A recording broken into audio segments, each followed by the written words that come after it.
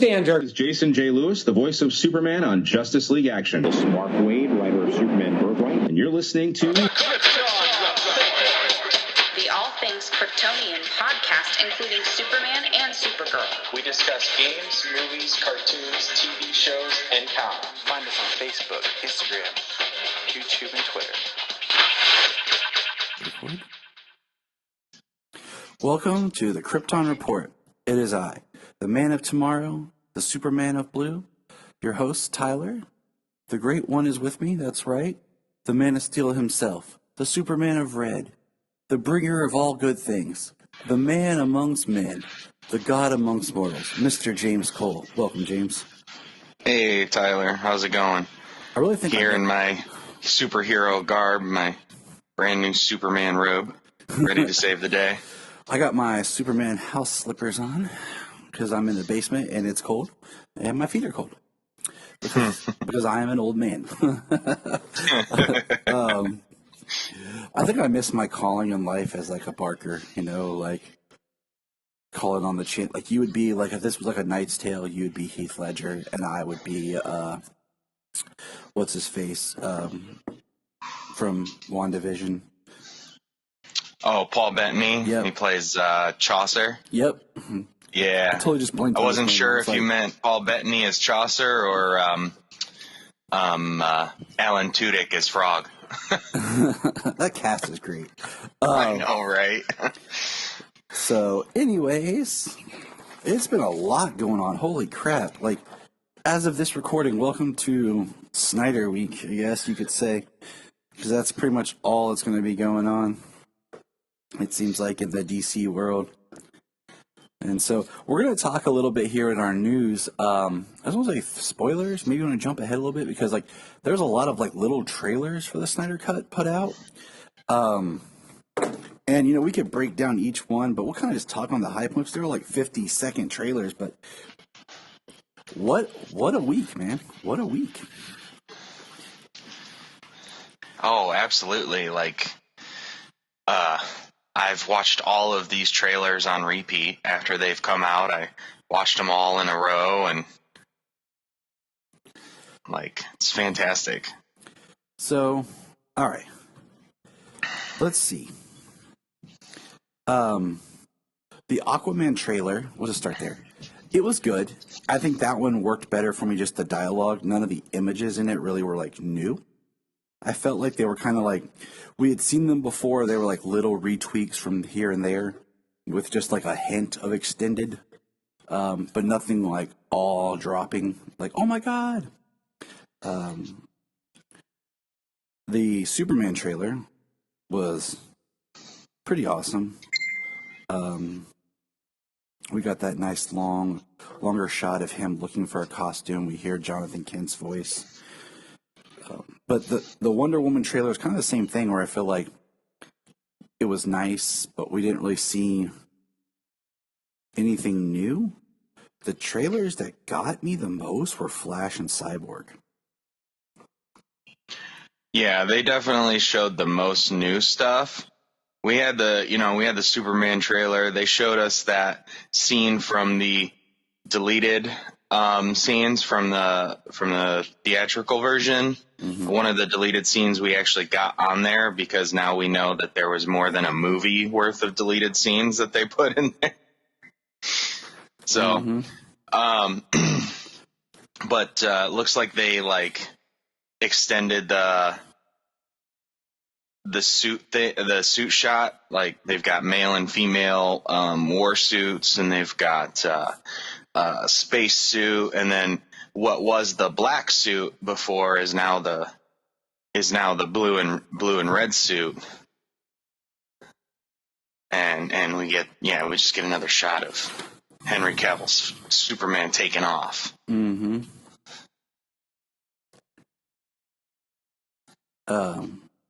Which is, epic beyond belief.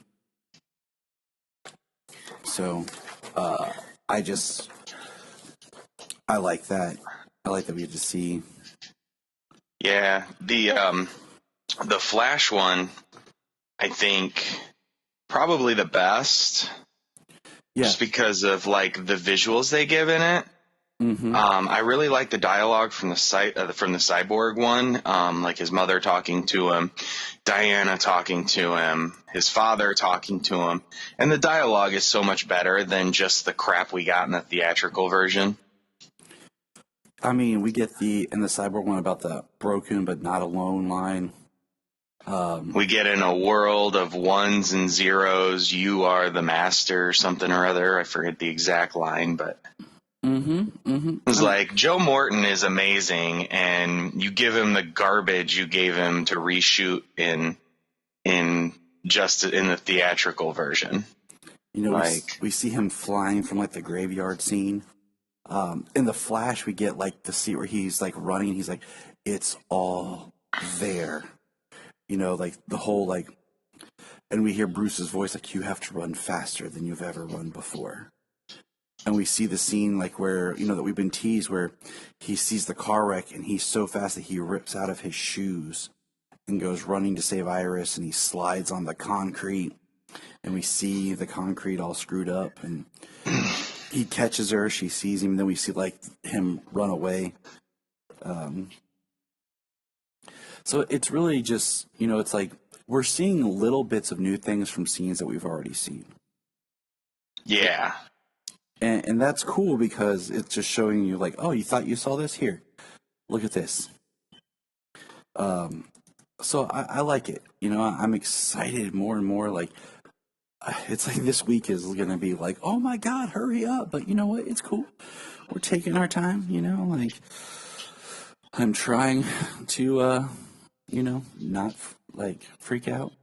So Not freak out and sleep like crap like I did last night, dreaming I was watching the Snyder Cut, and every time I woke up, it was gone.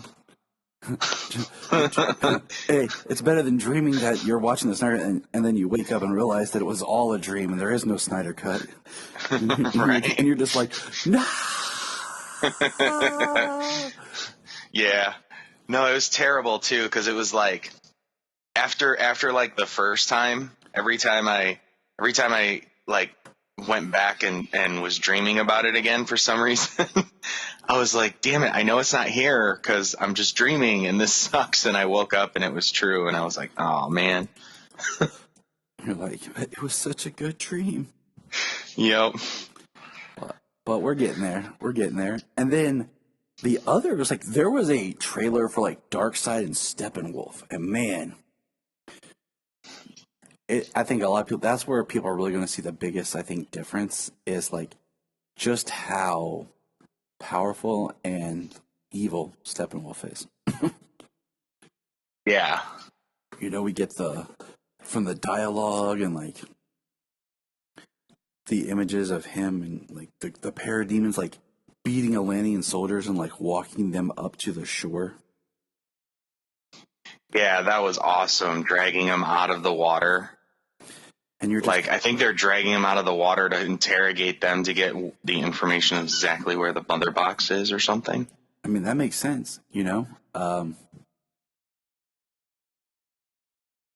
Like, it's probably hidden better underwater like that than like the Amazons. We know that the Amazons' little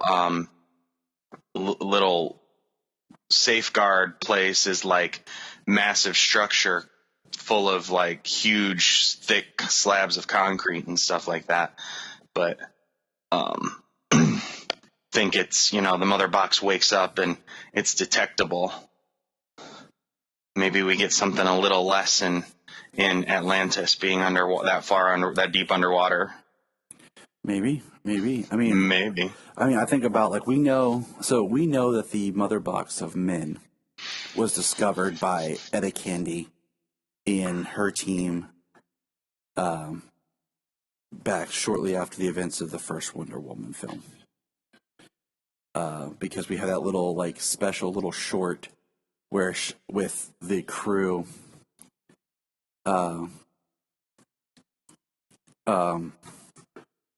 you know, everyone but Diana and Steve, where she's organizing them and they're gonna, you know, she pulls out the paperwork, talks about the mother box. So we know how the mother box of men was found. I mean, plus just the scene we've seen in the trailer before of like the men burying the mother box.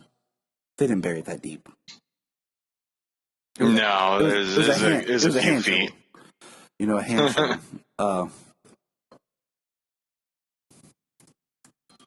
So, yeah, I mean, so we know that's coming, and then we got, I guess, a leaked trailer of Darkseid.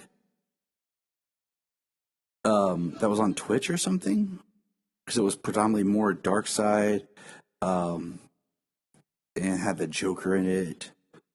So that was, that was cool, but that never officially was tweeted out from Zach, because it seemed like there was stuff that, like, they would do these trailers, like, that would be on Twitter, like, from Zach, and then there would be, like, little gift-type promo trailers that would appear on Twitch and Vero and stuff, and they might have an extra frame or something of a character. So it really was, interesting to see how much stuff was coming out each day for the characters. Yeah, each day they had with the poster, they had a poster to go along with the trailer, the 50-second trailer. Then they did like a GIF that showed a couple extra frames of the character doing something different that we didn't see. And then there was even like some of those like quick 10, 11 second trailer things that were just real quick what they showed. And it was just, there's so much and yet so little at this point still. Because like I said, like we've only seen glimpses, tiny frames. Like one is like we saw a scene before of like the Flash, like it looks like he's putting his hands together, kind of like meditate prayer.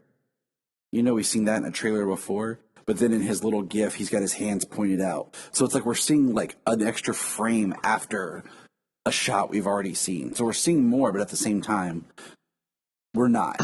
Right. And they're showing us some new stuff, and they're showing us some stuff that was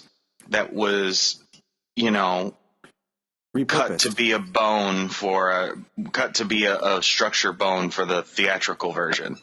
But we're getting to see it how it should have been. Yep. So, it's exciting. Then this is pretty crazy. I guess for a short while, if you went to play Tom and Jerry, the Snyder Cut started to play on HBO.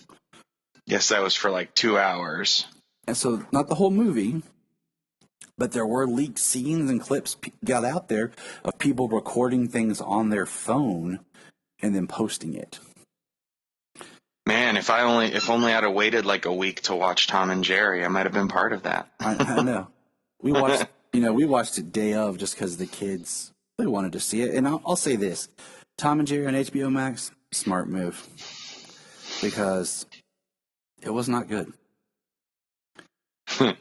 And I mean, I like it had some funny moments. That's what I can say. Yeah, like if I went to the theater and watched it, I'd been mad. But the kids liked it enough, but at the same time, like, it's just weird to try to do a full-length movie like that with Tom and Jerry. And Two characters who don't speak. Right, and the other thing was, it felt more to me like those family 90s movies that would just come out all the time that you would get. Yeah, I know what you're talking about. They did a number of styles like that. I mean, heck, Tom and Jerry was basically Dunstan Checks In. Yeah. Good point. So it was funny. I'm glad it was on HBO Max. If my kids wanted to, we might have gone to see it, but we'd have also gone to see like the very first show before noon or 1 o'clock when the ticket prices are the cheapest. Yep. And it would have still cost a small fortune because of pop and popcorn. Yep. So, but that was crazy. And I just hate because like it leaked and then people were putting it out there and saying stuff. And, it was not too difficult to avoid stuff. It wasn't as bad as some other things that have happened before, but I've only seen the 30-second clip of Steppenwolf when he arrives in the Amazon stronghold. Mm-hmm. That's all I've seen. I did not watch anything else that leaked. I didn't look for anything else, so that helps. But nothing else has come across my timeline of like, here's all the leaked scenes and stuff. Yeah. So, other than that, keeping in the sequence, so I'm not going to go down a whole Snyder discussion because, we're getting the movie in a couple of days. It's just nice to recognize, like, all this material that we've gotten for promo and TV spots. And it's all on YouTube, so people can go and find it. Kiersey, is that how you say it? Clemens, who plays Yes. Iris West in Justice League, has been officially reported as returning for Andy Muschietti's The Flash movie. Great news, right? Great news. On the other side of that coin, Billy Crudup has been reported that he will not be returning as Henry Allen because of scheduling conflicts for the Flash movie. Well, that's just sad. Yeah, because I thought they were great casting. Like, they looked like father and son. I hope they don't try to recast him or anything. I think it'd be kind of neat if they can just use some footage or repurpose some footage, or maybe just find like a day or something to shoot just some images of Billy Crudup like on a green screen and then just tweak it, and something like that, because I think, and you know what, fingers crossed, maybe something will change by the time filming gets done and he can get on set, because they did cast Maribel Verdugo as Nora Allen. So we do have our casting of Nora Allen, so that's good. Pushing things forward. We still don't know who the villain is for the Flash movie, but we're making progress. Yep, and supposedly it's in production and they're filming. We got some extra casting news, and please let it be true. Yeah. Doom Patrol casted their new villain for season 3. Yes, so that's interesting. That the actress that they got, let me see if I can pull up her name here. Because she was, I was looking at it, and I don't remember her name offhand either. I'm kind of going back to see what her name was. Michelle Gomez. She was in the Chilling Adventures of Sabrina. I'm pretty sure she was in The Flight Attendant. On HBO? On HBO Max with Kaylee Cuoco. I'm pretty sure she played a villain in that as well. She'll be playing Madame Rogue. So, all right. That's cool. And then, let's see, in other good news, so I guess there was a thing, like AT&T had a shareholders thing or whatever, but there's no more news than this, but there is some sort of Zatanna and Batgirl project, 2 separate projects at HBO Max or Warner, so it's a minor thing just to mention because there's been a Batgirl rumor since like 2018, so. Well, that image that we got, didn't that include HBO Max and Warner Brothers, like theatrical? I mean, it was mostly HBO Max projects because we know that the majority of projects moving forward are on HBO Max. I feel like it is, but I don't know. I can't keep up with everything, because we know we got the Suicide Squad.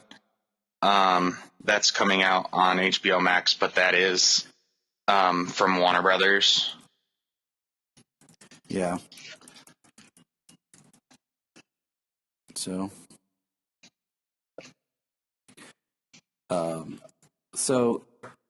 other than that, let's see. Good news. There is Superman Celebration. As of right now, they have stated that Superman Celebration will take place this year.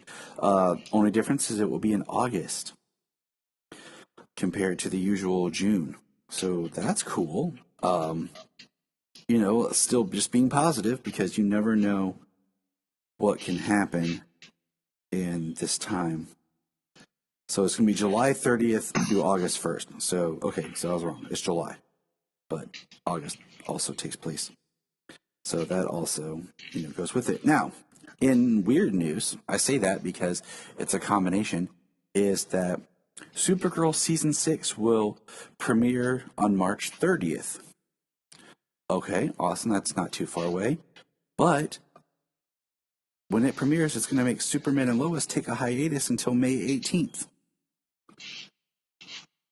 And I'm just like, seriously, like, you gotta stop with these. Like, I understand, like, it's a weird time, but why not just let one show play out or something, Like, are they trying to just bump up the ratings to give Supergirl a good send-off?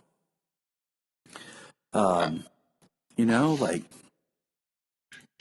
I mean, I hope, I guess, like... Because, Superman and Lois is doing really good, and it's just like, I feel like hiatuses only hinder... the momentum that they build. Yeah. So you're gonna do this... The CW in the last handful of years has been really crazy about the amount of DC shows that they put on at one time. And I think that's part of it, part of it is just the fact that they started late this year, so everything's going to run into the summer. And I feel like it's kind of a killer because you're building up the momentum for Superman and Lois. People are enjoying this show. I just want to watch it.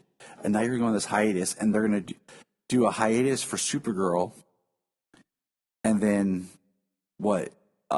Flash is going to end, and then Supergirl is going to continue on or something, because it's only for 8 weeks, so that's only 8 episodes of Supergirl, so it's like half their season. You know what I'm saying?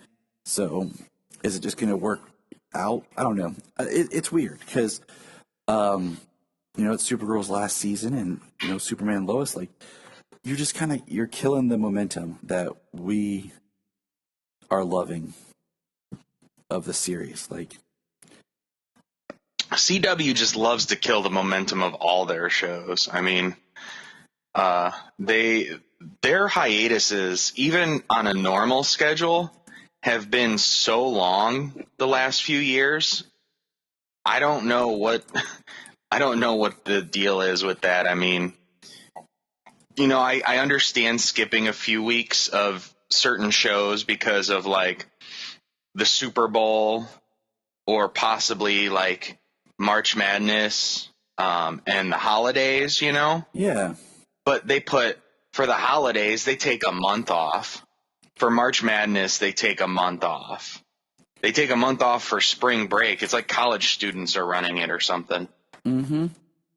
I get the second week, taking the second week of December till the 3 weeks or off or whatever for, the Christmas holidays and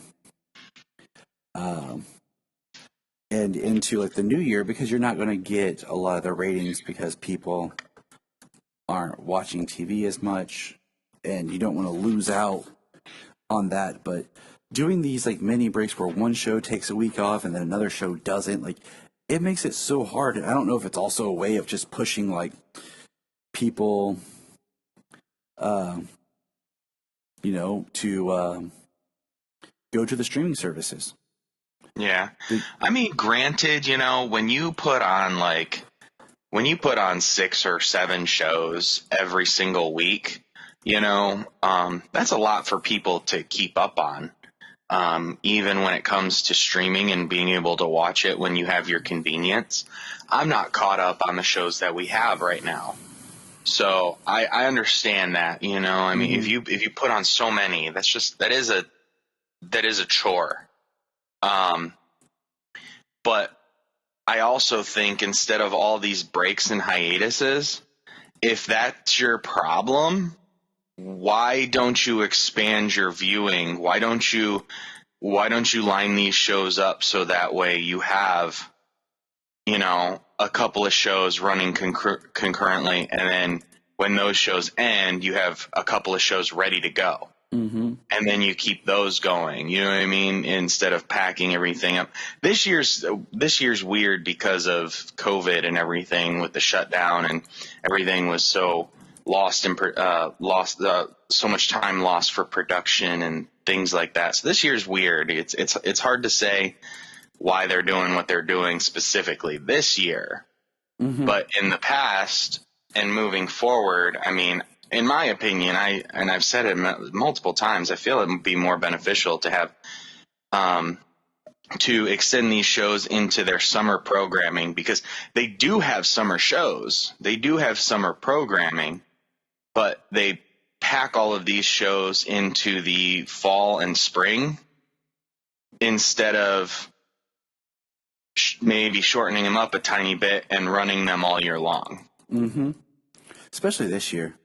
Like, giving people something to watch over the summer, and giving just, I don't know, something more to stretch out. But it's weird, I'm behind like an episode on Black Lightning, and I started it, and it was cool because it mentioned Barry and Central City, The Flash.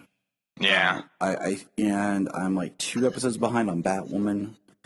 So. Well, we know we got like 15 episodes of Superman and Lois. I'm not sure how many episodes we're getting for Supergirl this year. I haven't seen that I'm aware of.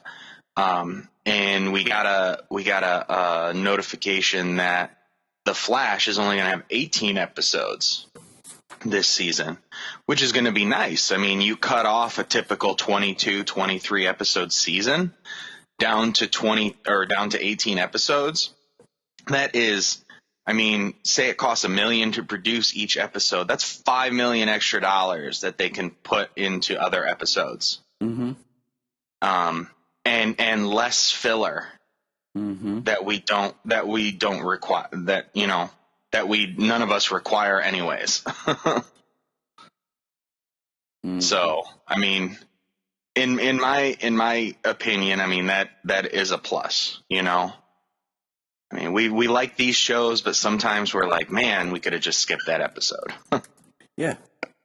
But all that to say, here we are. So let's jump into episode 3, Superman and Lois, the perks of being a wallflower.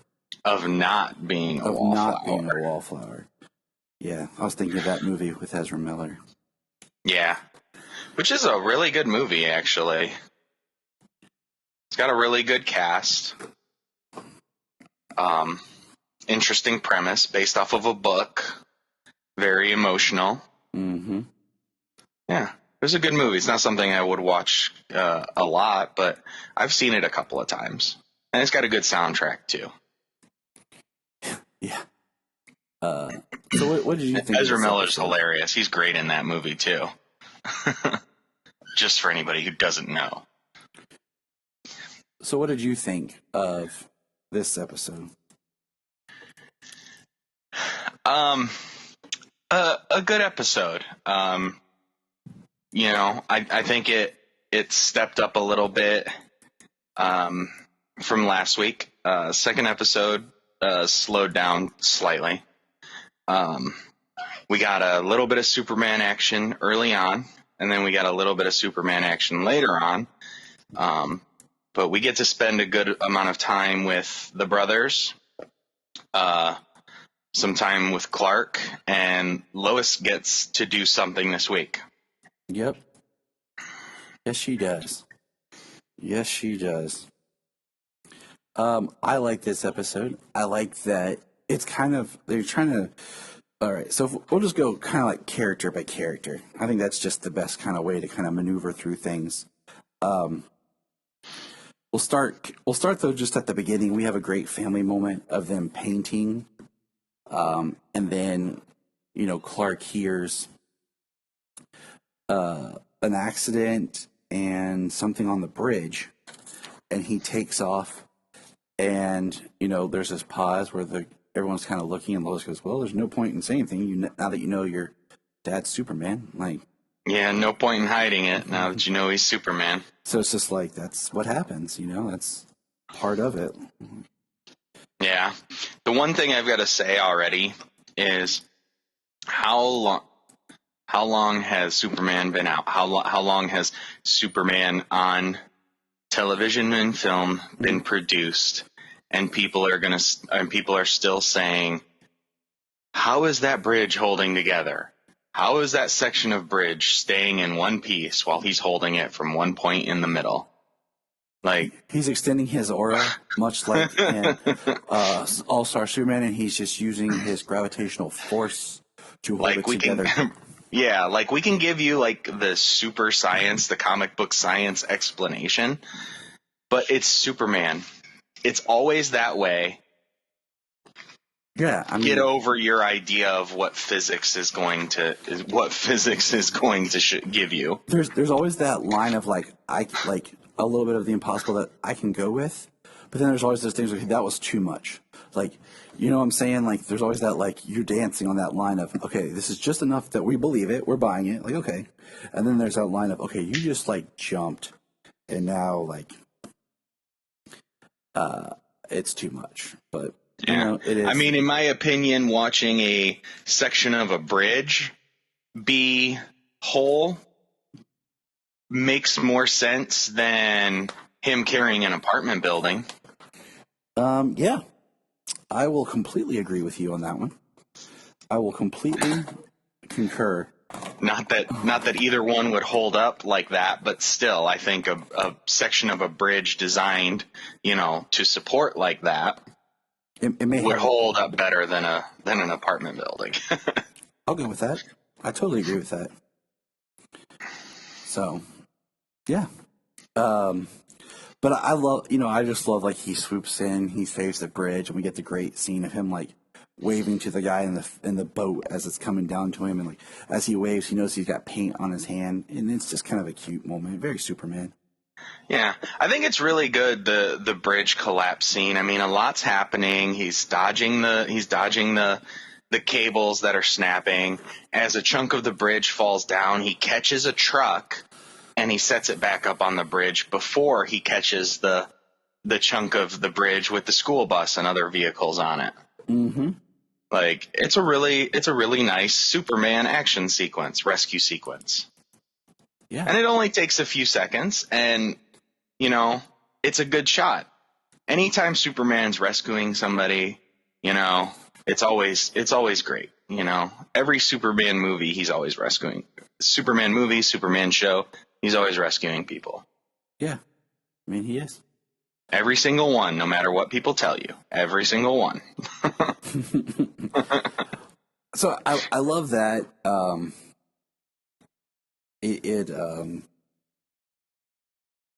And then we cut in. One thing I want to point out, like, it is interesting that they're at Smallville and like the school colors of Smallville is like blue. Like that's almost kind of jarring because I just got so used to it, like in the comics and kind of on Smallville, the red, black, and gold. So like this new blue silver kind of color scheme is it's interesting. So, but I'm sure it must have been a conscious choice just to separate it a little bit from Smallville, which was on the CW. Oh yeah, totally.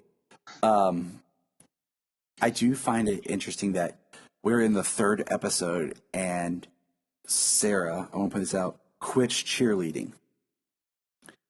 Okay. Her mom is the coach, which kind of shows that Lana's never kind of really left the school. Like, she's still doing her thing. Sarah quits cheerleading, much like Lana Lang quits cheerleading in the first season of Smallville. I think it was the third episode of Smallville, too. So, you know what I'm saying? So right there, they're already kind of putting Sarah on this, like, Lana Lang Smallville path. And I'm just like, okay. Like, similarities are okay, but let's not take it that far, please. Yeah. Sarah, small arcs. Sarah quits cheerleading, then we have the diner scene where she confronts her mom, and her mom is always asking her how she's doing. And we see that Kyle and Lana take Sarah to counseling. They're picking her up because of her attempted suicide. And yeah, that scene was pretty powerful. From the character's perspective, the parents are waiting in the car while she goes into counseling because they don't want to be seen at a counselor's office because they don't want, people to know that Sarah's in counseling. But if anybody sees Sarah, I mean, obviously they're going to know. So I don't know. It's it almost just made me think like if they drove to like another town or something. Right. They never say it, and it's never like shown. But I was just thinking it. Drove over to Granville to see a doctor. Yeah. Exactly. Right. Makes sense. But it that scene sets up Lana this whole episode. I mean, like how overly, I mean, I would be too as a parent, and if something like that happened, I would be stressed out constantly as well. Mm-hmm. But she's overly concerned and she's on her back all the time. At least that we get to see in this. She's always asking her if she's okay. What's going on? You're not working like these other girls on the cheer team. And then the diner scene when she's airing her business. Like, Lana doesn't want their business being out there, and Sarah literally breaks down everything. Dad sleeps on the couch. You can't sleep without a pill. Sophie's a bully to all of her kids in class, and you're worried about me. I thought that was interesting, just like because they haven't really done anything with Sophie, and like the fact that she points out she's a bully. Like, and I'm like, wow, that's interesting that the kindly little girl that we met earlier is a bully. But yeah, I mean, we know that Lana and Kyle have a bad marriage. And what's that going to play into later? So, Sarah, I'm interested. I just don't want Sarah to be Lana 2.0. Right. Yeah, no, definitely not that. I really hope she gets her own arc that kind of wraps up a little bit. Like, yeah, history repeats itself a little bit, parents and children. I mean, who knows, parents living vicariously through their kids don't want to do what the parents did. Like, Lana was a cheerleader. She doesn't want to continue to be a cheerleader. I mean, what have you? I mean, lots of stories, lots of story tropes. We do not need that Lana again. It was enough the first time. It was more than enough the first time. That diner scene, though, have you ever been in a conversation? Have you ever been at your friend's house and your friends get in trouble and their parents are yelling at them, or, and you're like, you're just sitting there should I go? Should I leave the room? Should I leave the house? Like, you're just incredibly awkward or whatever. And the boys played that off like, wow. They played that off really well. Yeah, they're like, and I don't want to, I have a comment, but I'm kind of holding it for a moment as we get into more. But yeah, like I've had that where you're just kind of like, this is really awkward. And because, it's one thing I think when dude, even now, like, I'm going to say this, like, I've been married to Jania for 10 years as of last week. Yeah, rock on, Tyler. Happy anniversary. Thank you. But even now, like, when Jania's mom will get into it, like, with Jania and her sister, like, when all three of them are I'm like, this is awkward. Should I go? Like, and I mean, I've been around for 12 years. Like, actually more like 13. But anyways, like, it's still just kind of like awkward. So I totally understand, like, real, like, awkward. Yeah. This one was a little more real life. A little less real life was, Big Bang Theory. Like, I was trying to pick my moment to leave. This seems like it's it. And then walk out. Yeah. I mean, sitcoms are always about that heightened element where everything you do is for the joke. Because like Yeah. you're watching, you're like, I would not do that in real life, but you're like, but to make sure that there's a funny beat, yeah. Right. So, but yeah, I mean, so keeping on the Lana Sarah train, we're here now. What'd you think of the bedroom sequence where they actually got to talk? They weren't arguing. it was really good. It pulled it together, and it's trying to show like them growing as mother and daughter, but just like Sarah trying to grow out of her shadow. So I mean, I appreciate what they're doing there, but I mean, I've said it before. I just don't like. They have not given me a good Lana Lang, like in live action, other than Superboy, and Yeah. arguably Superman 3. But anyways, like I don't know. I feel like Lana's character is kind of just. She's that almost. I don't want to say this like in a mean way, but like that washed up. I peaked in high school. I'm still trying to live there. That's all I am, kind of thing. So this Lana, she strikes me as the Lana who never got out of Smallville. Mm-hmm. Maybe she dated a guy. They had a good thing going on when they were young, and then they got pregnant and had kids, and it just doesn't work. And they're still trying to make it work.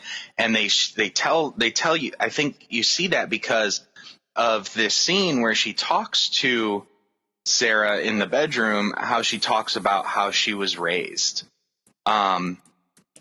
You keep up appearances. You know what I mean? You don't tell people what's wrong. You don't show people what's wrong.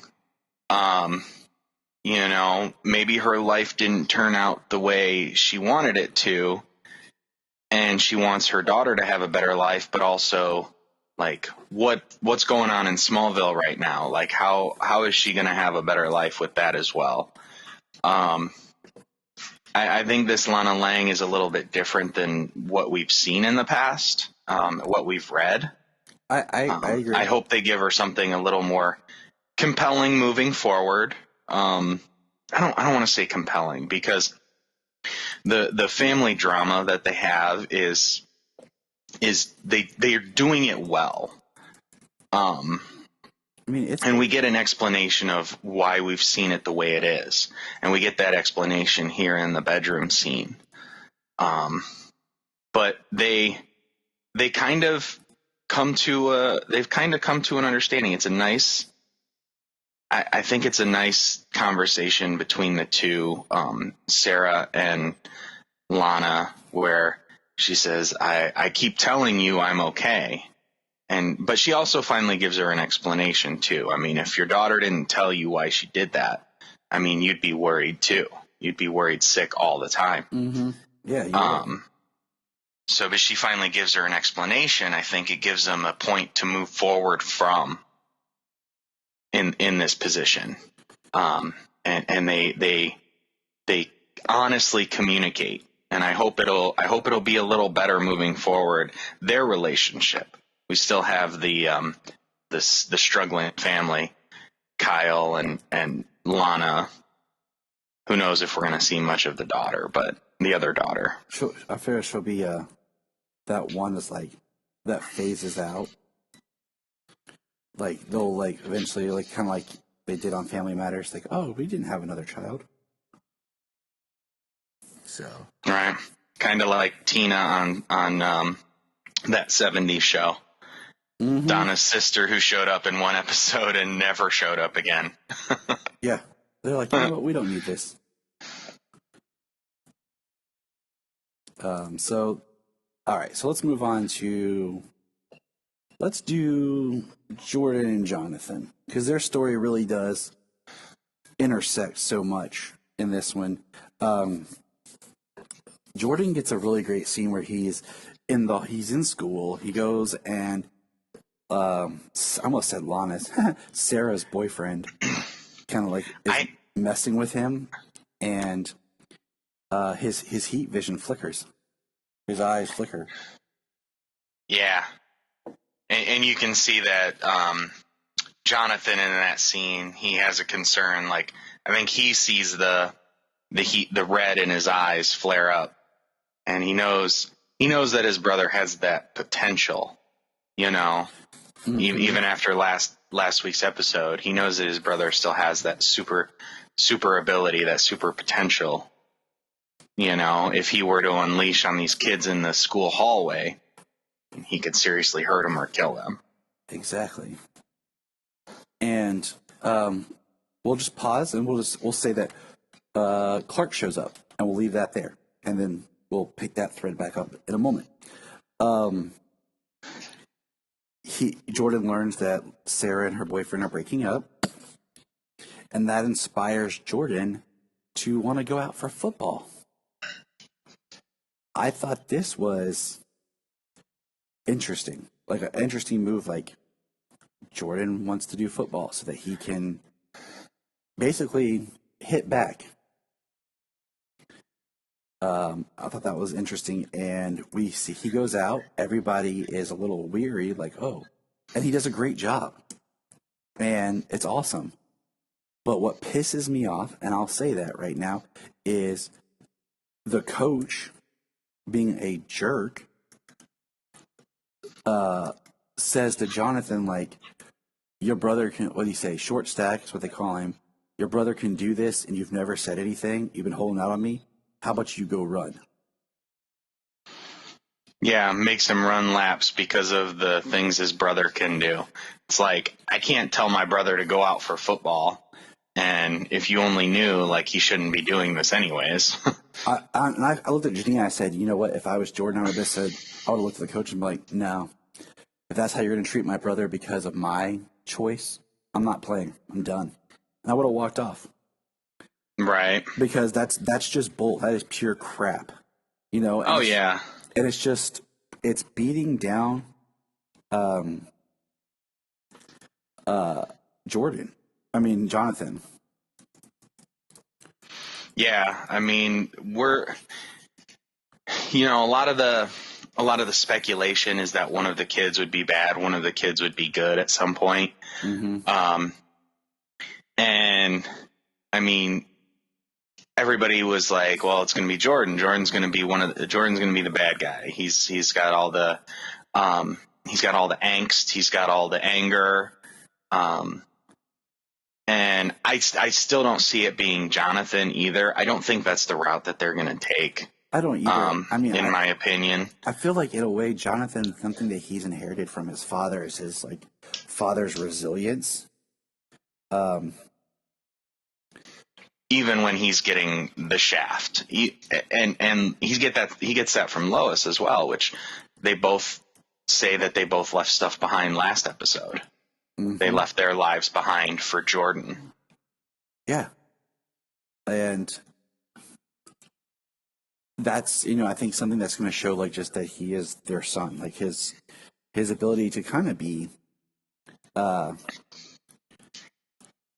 do you call it? To be resilient and to be above and be selfless. So I don't want to see either boy become evil. And we even get the scene later where, Clark finds out that Jordan is playing. And Jonathan, he has a moment with Clark where Clark doesn't want him to play, and Jonathan goes to Clark and basically says, Jordan needs this. And he says how Jordan was happy. He was making friends. He felt good. And he says, I'm not here for my brother. I'm here to tell you about this from my point of view. And it's a big moment because he's doing it because he sees the value in what it does for his brother, even at the expense of maybe him sitting still on the back burner more. Yeah. Football was always his thing. And now, it's making Jordan happy in the short time that he's done it. It's given him a sense of control and a sense of power. I mean, like when he sacks the quarterback, he says, "This is my lane now, bro." Doing a callback to the stairs when he heard Sarah and Sean breaking up. That was a really cool scene. He had a lot of fun out on the field. And then when he checked Sean on the field and he apologized for kissing Sarah, which understandably, from one point of view, he didn't know she had a boyfriend, so there's no reason for him to apologize. Mm-hmm. But also from another point of view, it's just easier to apologize, and move on. Yeah. So I think we get that here. So we're gonna get a little bit less of the teens fighting each other because of a kiss. Yeah, I'm glad they're moving away from that really quickly. They're not doing the CW tropes hardcore and all the teen angst, and they're resolving things and not dragging them out in this show. And I like that.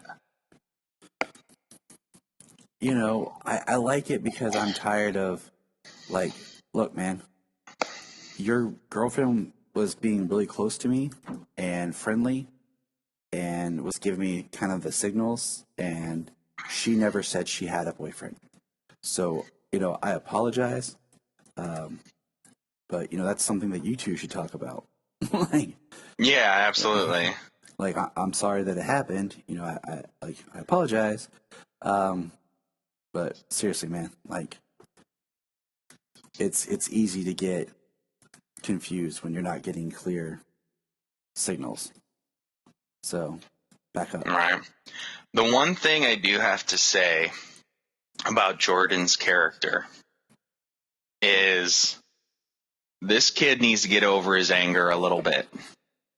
He's always yelling and getting upset with Clark, especially. Boy, that's going to get old real freaking quick. Clark stepped up to him and told him, go to your room, go upstairs right now. You're about to get a super ass whooping. This kid keeps pushing it like that, man. This kid's going to get Superman bending him over his knee. Because, he says, when he does the breakdown, everything you do is a mistake. I'm like, dude, that's too much teen angst, man. Yeah. Dial it back, bro. Okay? Dial it back. Exactly. And it's not like that can't happen once in a while. We're 3 episodes in, and every single episode he's yelled at his dad. Mm-hmm. About some mistake or his choice. You know what I mean? Every single episode, yeah. The way Tyler stepped up to him, though, I've had to do that to my kids. They're 11 and 12 years old, I've had to step up to them, and instead of yelling, this isn't going to help anymore, just arguing, step up, show them you're the boss, tell them to go to their room, and you'll talk to them when it's time. Mm-hmm. Yeah. That's all you can do. They need to cool down because they're obviously in a place where you yelling and fighting is not gonna work. So let's jump then let's hit on Lois. Okay. So in this episode, we meet a mother who comes because she's concerned about her son disappearing, who was working for Morgan Edge. And it's played by the actress who was Maggie Sawyer on Smallville. Yeah, that's true. And, there's a discussion between Lois and her editor about that this lady, she's got, how does she phrase it? Alcohol in her breath. And basically, I don't believe her story. And, Lois says, well, let me check it. She said, we don't have the resources. This isn't the Daily Planet. So there's this whole kind of discussion about what Lois can and can't do now as she's working for this paper. And Lois then goes and talks to Clark. And, Clark's like, what does your gut say? How do you feel about this? And Lois is, doing her Lois thing. I feel like I need to track it down. Clark's like, all right, and Lois goes off to this motel arrives to meet the lady. We find out that the door has been busted in. And this is now one of the awesomest fight scenes we've had. So, what did you think of the fight scene? Yeah, the fight scene was pretty good. I'm curious about this guy, but obviously with what happens in our final moments of the episode, obviously it doesn't matter. Yeah. But I was curious about this guy. Like, he's obviously not impenetrable. Because Lois, pen is mightier than the sword, and she stabs him in the ear with a pen when he's attacking her. And it stuns him. It slows him down. But on the surface, he fights Superman, and he's pretty darn strong. Right. And he takes Superman's punches to the body, into the face, and he even puts Superman down on the ground with a couple of punches. And yeah, that's what threw me is, like, he kind of wrestles with Lois a little bit, and then she stabs him with a pin, and Superman comes in and they have an awesome fight. And Superman, he uses his freeze breath, he pushes him, he hits him. But at the same time, like, I'm like, well, if he could do that, how did he get stabbed? It's not like we see him, like, inject anything or do, like, a Bane Venom thing where he gets powerful. And I just was like, okay, because I'm like, if he's this strong, he should have killed, like, Lois quickly. Or, we are led to believe that maybe the lady that Lois was there to meet, the mother, is still alive because Superman takes her to the hospital. Yeah. So I kind of think that maybe he's like one of these characters who's like Luke Cage, Mm-hmm. His exterior, his skin is like impenetrable. But if you were to actually get underneath his skin, you could hurt him. You could kill him because his insides are normal. You know what I mean? So, like, maybe she got that pen right in his ear and actually hit a soft tissue that he still has. But, like, his skin is more impenetrable. Okay, I'll go with that. That makes sense. Luke Cage-ish, yeah. I did think, like, what are they called? The radio emitters that call Superman? You put it. Yeah, the ELTs. I think I called it like because they didn't say what it stands for. I think like electronic locator transmitter, location transmitter. So that way it specifically is a location that Superman can hone in on. Yeah, I kind of just miss the signal watch. I mean, we live in an age where we all have smart watches, so the idea that she has a watch that's capable of a Superman frequency is even more, like, believable. Yeah. Well, with the little box, I mean, it's in your bag. I mean, like, Sam Lane, he had it in his pocket, but Lois, she had it in her bag at the first time we saw it. Like, you could be easily separated from that. Right. At least. Whereas opposed to your watch, I mean, you're tied up. You can still hit your signal watch. Yeah. So I'm thinking, like, maybe has both, but it was just one of those things where I was like, I really miss, I really miss the watch. But yeah. Well, we get. So, I mean, there's different things in Superman history when it comes to, like, Superman locating people. Like, we know that in other comics, like, he's got his hearing attuned to Lois's heartbeat. So, like, he's always, like, knows her location. Whereas in this, especially this episode, we get super spying.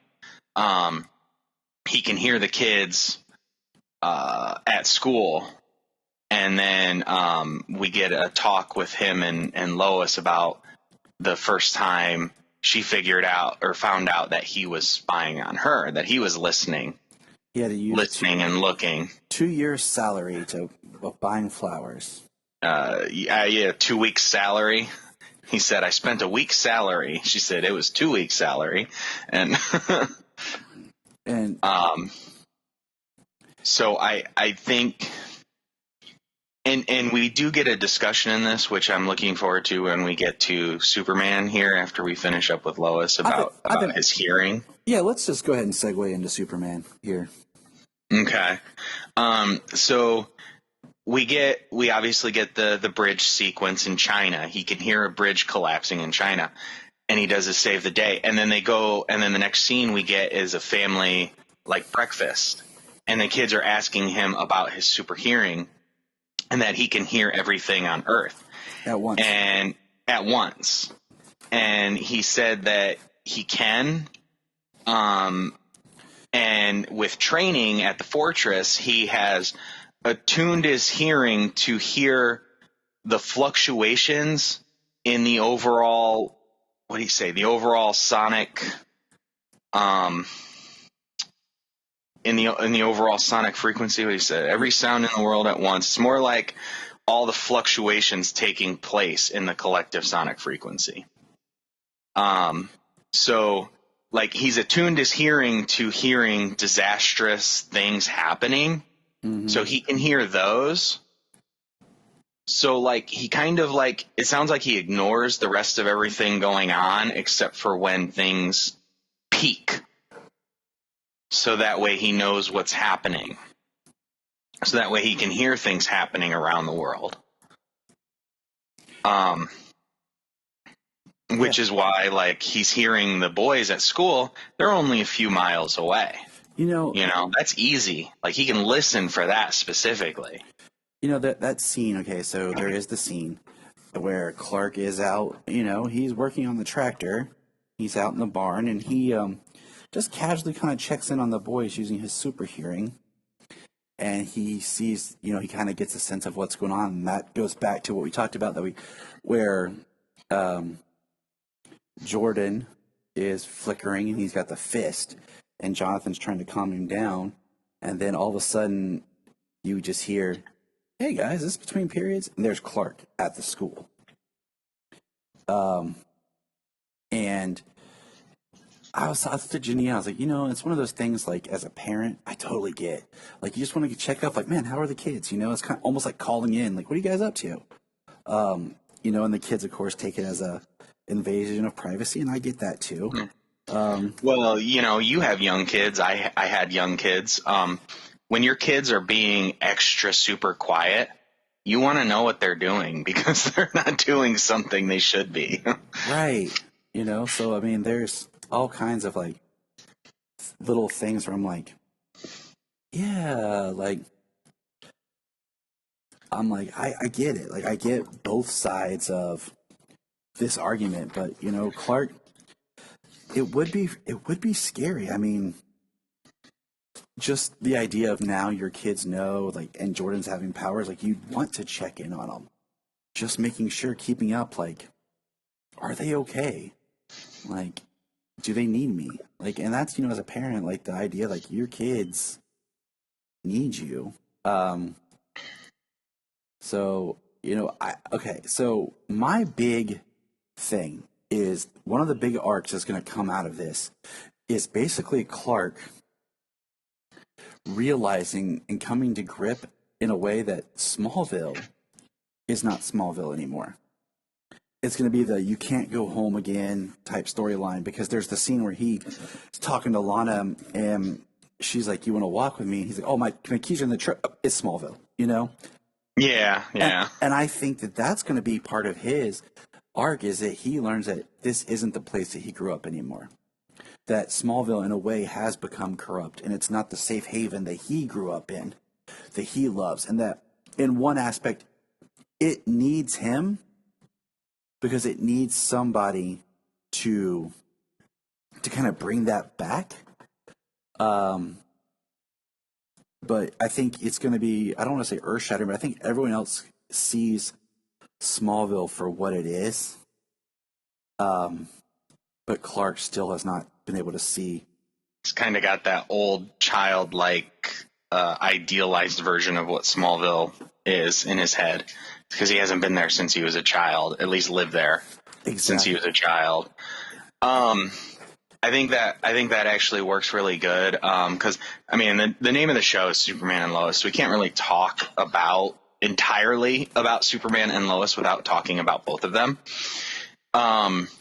because Lois, before the lady shows up to talk about Morgan Edge and her son, she's looking into Morgan Edge. She doesn't want to do this fluff piece of talking to I can't remember the character, but the editor was giving her an interview to do, and she wasn't wanting to do it. Like, she literally pushed it away. Mm-hmm. And the editor was, for me, you're not going to be doing all these huge pieces like you would at the Daily Planet. You'll have to do some of this because this sells papers in our area. But then later on, after the fight and everything with the big guy, she goes back, and the editor is like, well, the lady's in the hospital. There's obviously something going on. Like, I was concerned as an editor about this, and these types of things don't happen in a small town. But Lois, her point is, these things do happen in a small town. They happen in a small town more often than a big town because there's nobody in small towns looking for this type of stuff. Mm-hmm. So, it's like hiding in plain sight.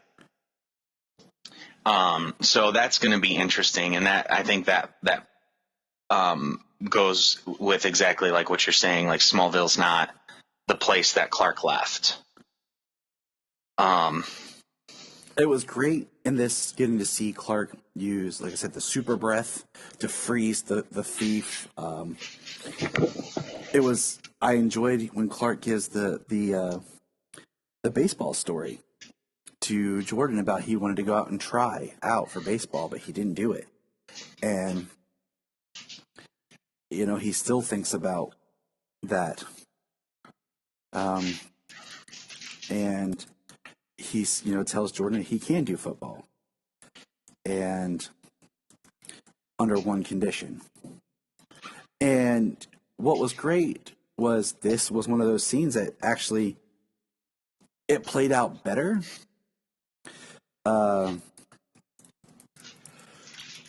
On the extended, because we get a cut scene of Clark and Lois inside the locker room talking to the coach, where Clark is wanting the job of assistant coach. And, the coach is saying some things to him, and we're already staffed out for the year. And Clark mentions how he managed the team when he was in high school. And then Lois drops that he'll do it for free. You should have led with that. Yeah. Yeah, that was good. And then we get this. The next scene is when Jordan is walking in his uniform with Jonathan. He's talking to Sarah, and then Clark comes out carrying the water cooler, and it's hilarious how he's struggling with it. I love that. Yeah, Tyler. Tyler's in shape, man. He looks strong. Even for a lean guy, mm-hmm. Tyler looks strong. Like, carrying a water bucket like that, 5-gallon water bucket, he wouldn't have much trouble. He played it off really good. It looked funny. You can tell he's having a good time. Yeah.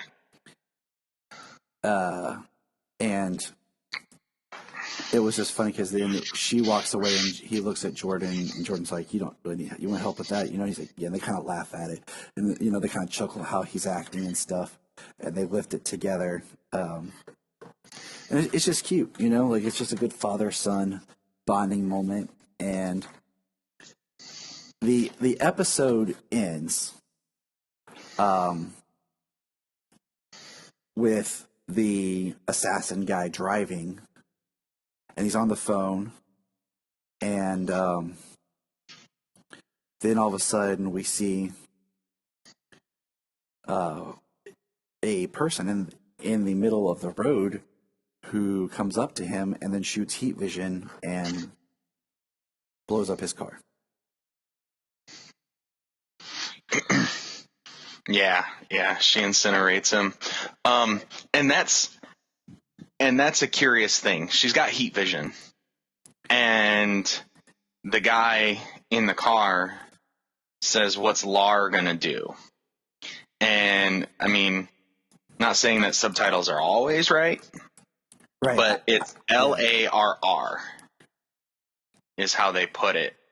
The only LAR that we know of from Superman lore is Lara, Lara.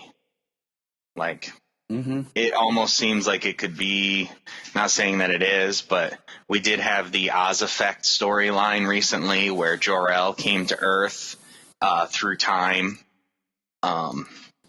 You know, I mean, it could easily be misconstrued that she has some sort of amnesia and it's Lara from Krypton. I mean, yeah. I mean, it was very Just a wild speculation, but I'm just throwing it out there. I am fine with it. Like, I think it's good. But that pretty much sums up the episode. And speaking of heat vision, I did like a line earlier on because we got in the second episode that Jordan had an ocular explosion or an ocular release discharge. Yeah. And he's like, he's got heat vision. Yeah, and in this episode, he says, well, I'd rather have super hearing than crazy-ass laser eyes. And he said, let's just stick with heat vision. So, the scientific term that Jor-El uses is this ocular discharge or whatever. And that's how he talks to Jor-El about it, the computer. But he still calls it heat vision, which, we heard a lot of, like, why are they calling it this ocular discharge? It sounds weird. Like, in a scientific term, from a planet where it's not a normal thing, kind of makes sense. But it's nice to see them calling it heat vision. I agree. But that, like I said, that takes us into, next week's episode. It's going to be exciting, and we'll see what happens. So, thank you, James, for being here. This is the Krypton Up Report, and good night. Look up in the sky. Look up in the sky. Look at the sky.